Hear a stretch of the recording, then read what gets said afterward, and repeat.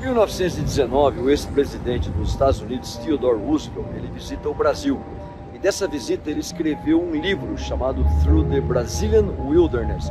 E ele contava aqui do Brasil Central, onde ele visitou, aqui a região de Sinop, a riqueza que tinha toda essa região. E ele dizia que o que faltava aqui era uma ferrovia e que com essa ferrovia haveria muita prosperidade, muita riqueza para essa região do Brasil Central. Mas eu desconfio que o presidente Roosevelt ele não sabia do nosso Supremo Tribunal Federal. E por quê?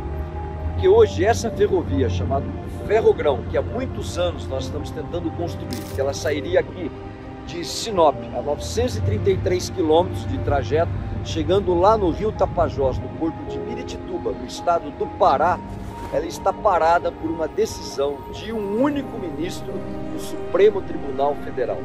E a ironia, que é um pouco mais de 900 quilômetros, essa ferrovia, se ela tivesse hoje em funcionamento, ela iria reduzir o custo do frete daqui de Sinop até lá, o porto de embarque, em cerca de 30%.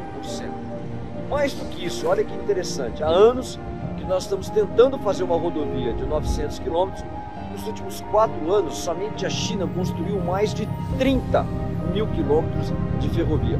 Se você pensar, por exemplo, a ferrovia Transiberiana, que tem mais de 9 mil quilômetros, ou seja, 10 vezes mais do que tem aqui a Ferrogrão, ela foi construída em 1889 pelo czar Alexandre II. Mas se você pegar o nosso principal concorrente, os Estados Unidos, que também é um país continental, quase do tamanho do Brasil, um pouquinho maior, eles têm uma malha ferroviária 9 vezes maior do que o Brasil. E sabe o que é o mais interessante?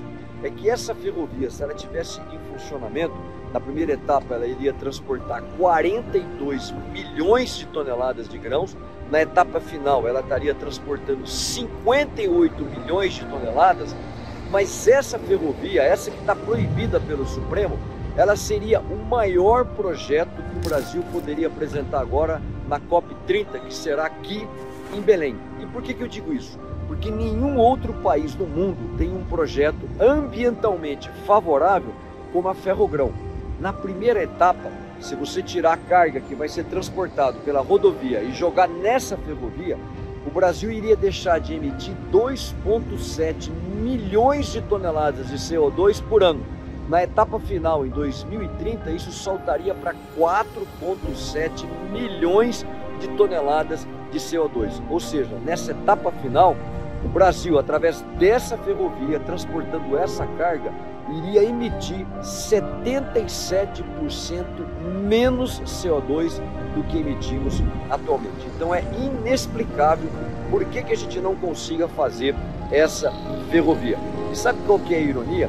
Existem várias ONGs que são adversárias, que combatem a construção dessa ferrovia. E uma delas, por exemplo, é o ISA, o Instituto Socioambiental. E esse instituto, no ano de 2021, ele teve um orçamento de 35 milhões de reais.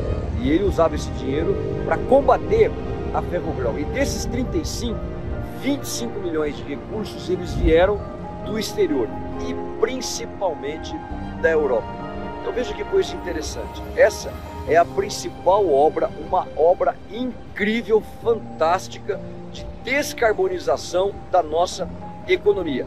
Só que isso, esse grande interesse do Brasil, não está atrelado aos interesses dessas organizações não governamentais.